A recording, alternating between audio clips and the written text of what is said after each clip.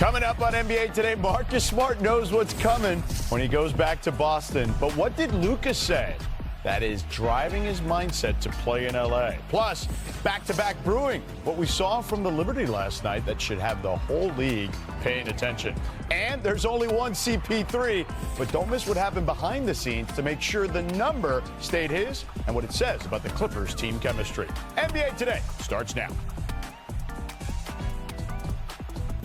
All right, Celtics fans, look away.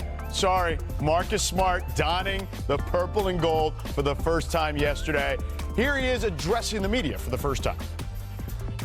When you get a guy like Luka calling, referencing, checking on you, trying to see where you at to see, and that if you want to come, join something special that he's trying to cook up over here, and for him to say that, to see that he can really use my help, that meant a lot.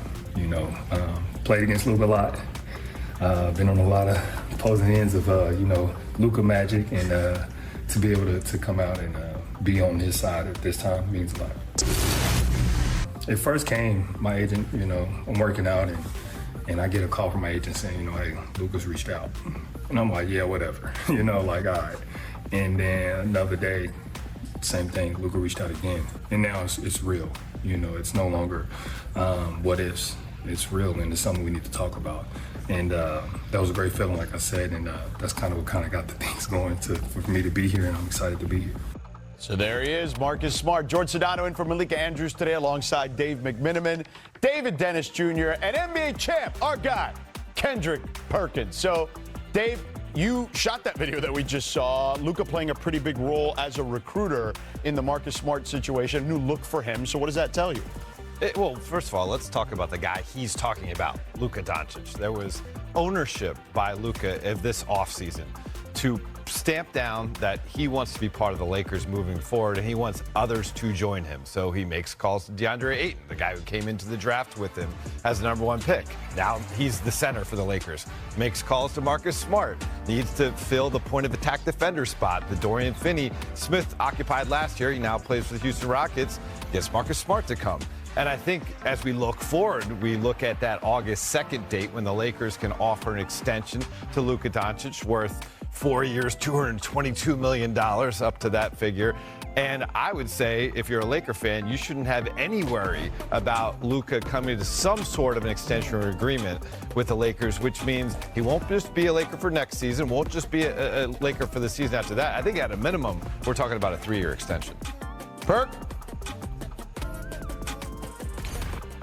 Look, this has accountability and disrespect all over it. And Luka took it right into the offseason. And I know it's early, y'all. I know it's early, and I know it's early for hot takes. But damn it, I'm going out on the limb early in this summertime. And I'm going to say, I'm betting on Luka Doncic to win the MVP next season.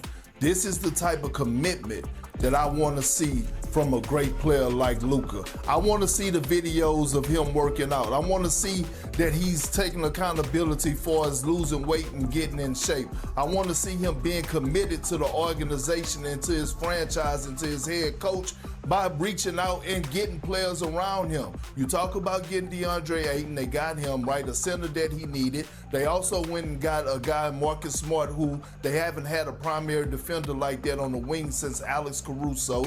And now all of a sudden, Luka is saying, I'm ready for this season. I took the disrespect from last season with the Mavs trading me. I'm holding myself accountable. And all the greats in the history of greats have went through some type of adversity or went through some type of thing throughout their career where they had to have an accountability part, and we're seeing that through Luka right now.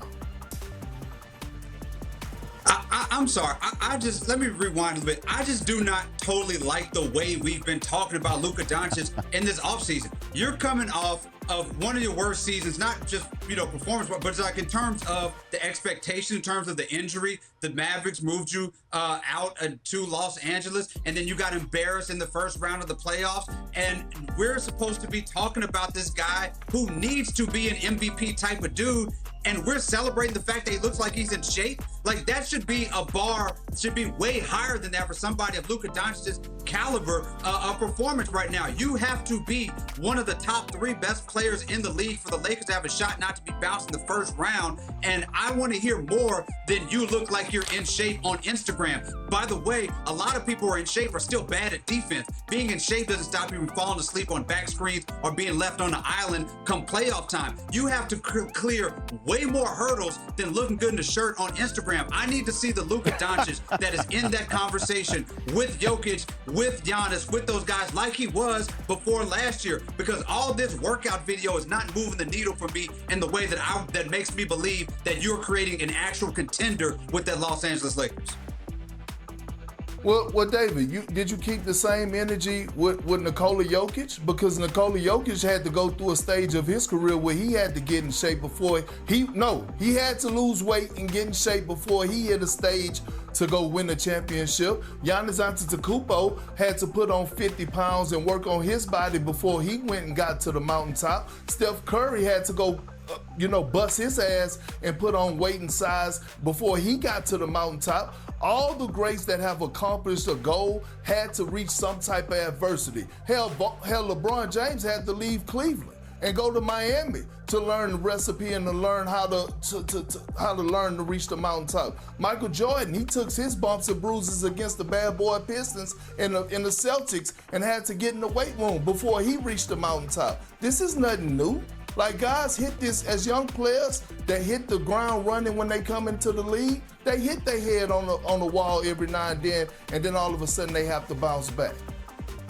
Go ahead. Let Dave jump in. Yeah, it's one thing to hit your head to get. Yeah, oh, sorry. No, go ahead, It's one thing to hit your David. head against the Pistons, to hit your head on trying to bulk up.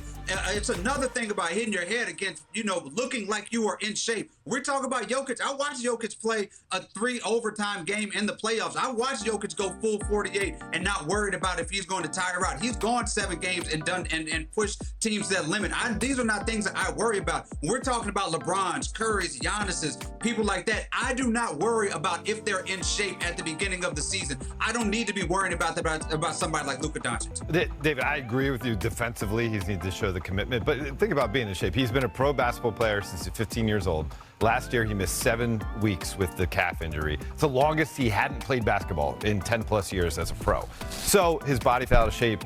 The important thing is he's responded to it, worked on his diet, worked on his off-season conditioning, and you should get a better version of him. You have to allow for him dealing with an injury that no other guy, that he's ever dealt with before.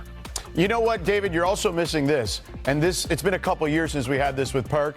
His favorite mocktail is that skinny Luka, and we're getting it this summer. He's going to be drinking a lot of skinny Luka mocktails. Big Perk is going to have those ready. All right, with Marcus Smart now in the lineup, the Lakers get some much-needed depth. So, Perk, I hear something caught your eye. I'm Kendrick Perkins, better known as Big Perk, and nothing gets past me. Freeze! Just when you thought it did get past me, there I am. I spy a problem. I spy it all.